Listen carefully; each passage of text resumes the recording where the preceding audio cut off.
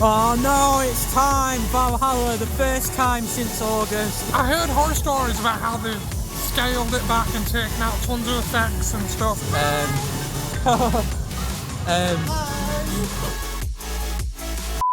It's the last day of the 2024 season at Blackpool Pleasure Beach and we're walking towards Grand Prix, but this is the start of the vlog. It's absolutely packed today, and I'm not a very happy boy. I'm happy that it's packed because, like, it's good the park's busy, but the park is technically only open for like 5 hours today because, like, they got fireworks at 5 o'clock, which I don't like fireworks, especially on a 5 o'clock close. Oh my goodness. But I'll rant about it later. Josh is saying oh my goodness because of, gee, it's actually all gone. Right, we'll have to get onto that in a minute. It's good it's busy, but it's only open for Saturday as well. Like, if it was open tomorrow, the crowds would be more manageable. So I'm happy to see the park busy, but for one, like, they've missed visitors not opening another day, and two, it's just, yeah, getting in took a while. Getting the easy pass took a while. We're with a massive group. We were actually with Bradley and Fraser, who haven't been here since 2021. Go and check out the vlog to see that. Yeah, Tegan's back as well for another visit. And we've obviously got Josh and Danielle as well.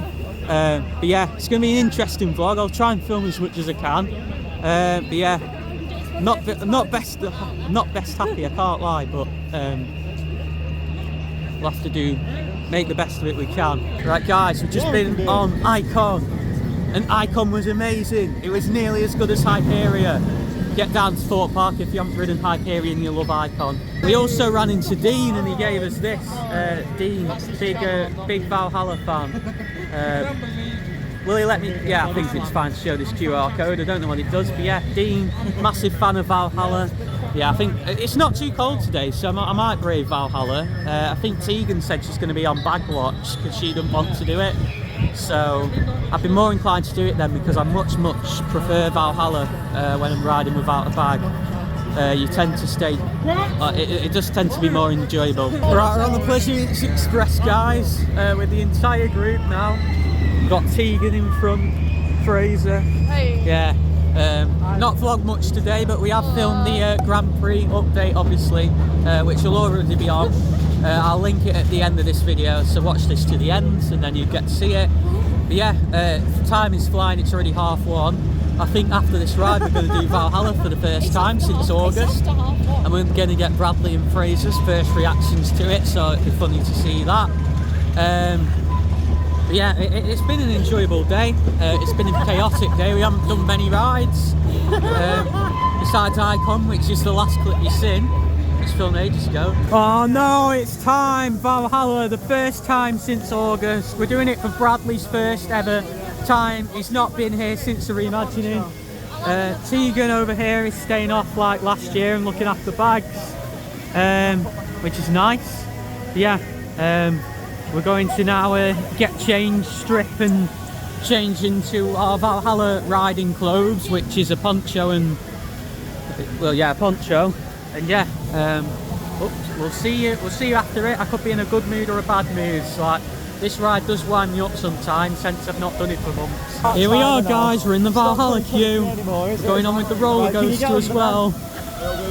And yeah, we've got a big group. I think we got 8 people. 8 people. Obviously Bradley and Fraser's first time, as I said. It's not Fraser's first time. Oh, is it not? It's Bradley's first time, so it'd be an interesting to see. Yeah, apologies, this vlog's been a bit all over the case, but it is what it is. I'm currently just queue jumping. Oh, there we go. Alright guys, that's the best ride I've had on Valhalla all year because it wasn't stupidly wet. Like, it was still wet, but it was fine. There was Ring of Fire working. I swear that's the only time I've been on it this year. It's working.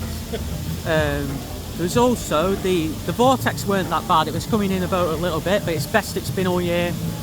I can't remember what wasn't working. The trough fire. Trough fire wasn't working, but the rings. It looked the best it has all year. Put it that way. I haven't seen the trough fire since last year. And yeah.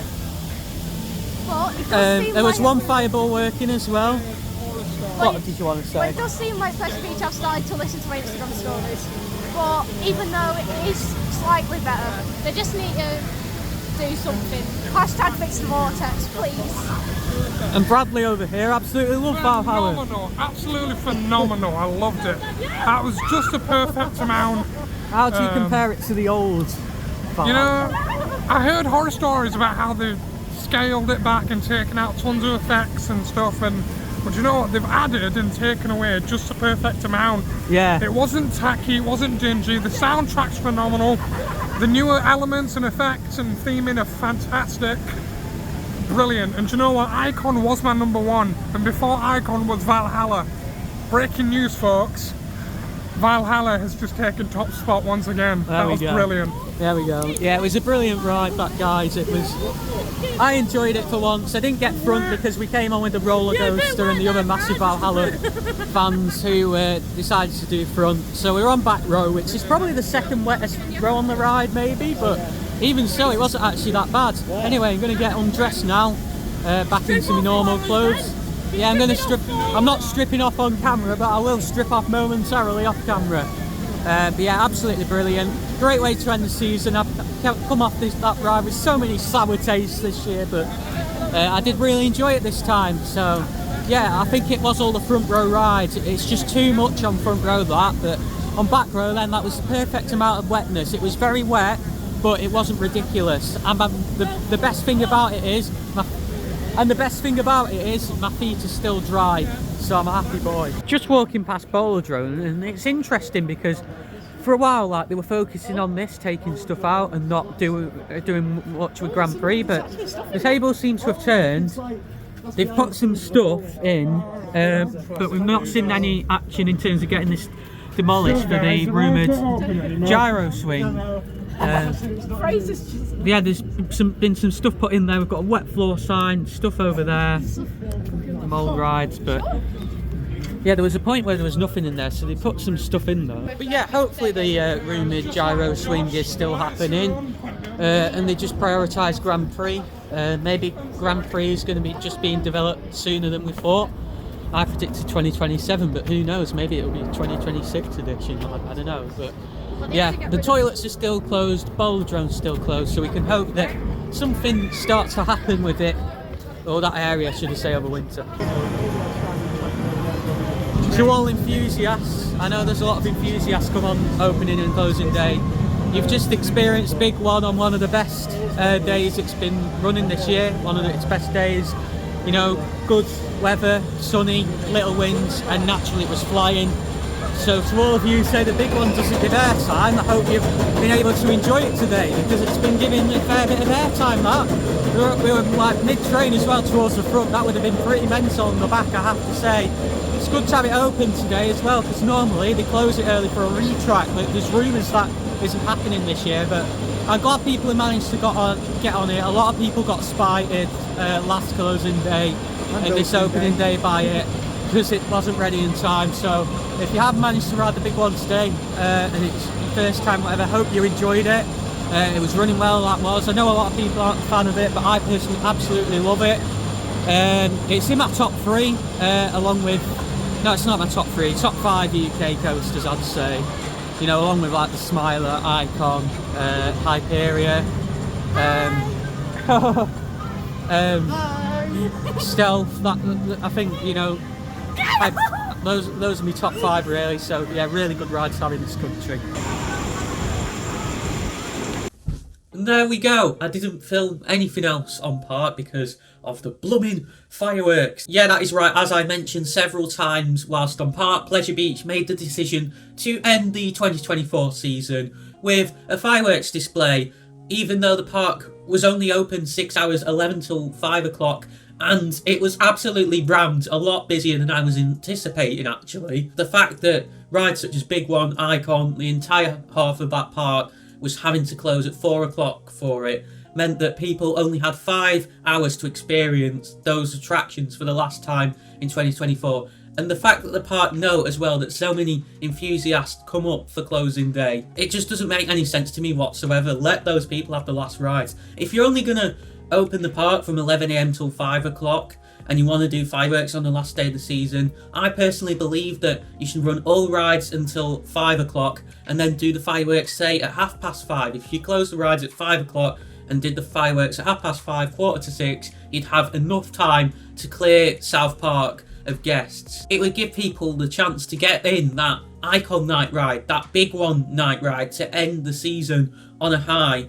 And when you close in those rides at 4 o'clock, it just makes that so much harder because it's still only really twilight at that time. According to the calendar on the Pleasure Beach website as well, they are actually running the park until the Sunday next year, which is a step in the right direction. But again, they're doing fireworks on the last day of the season. I hope they change their minds after they see the complaints from both me and hopefully some others as well. I know it's something that people have complained at in the past when they've done it in an 11 till 5, and rightly and understandably so. So yeah, unfortunately I did leave the park with a little bit of a sour taste. For those of you who aren't aware, I just don't do fireworks. I don't like them, so whenever there's fireworks on the park day, I always leave 20 minutes to half an hour beforehand. It meant I didn't get to say a proper goodbye to Bradley and Fraser because you can only fit 4 maximum people on the Easy Pass, which I'm entitled to, which meant that we had to do Big One in the Easy Pass queue as the second to last ride of the day, and we ended up doing Revolution as well because they weren't done by the time we'd finished.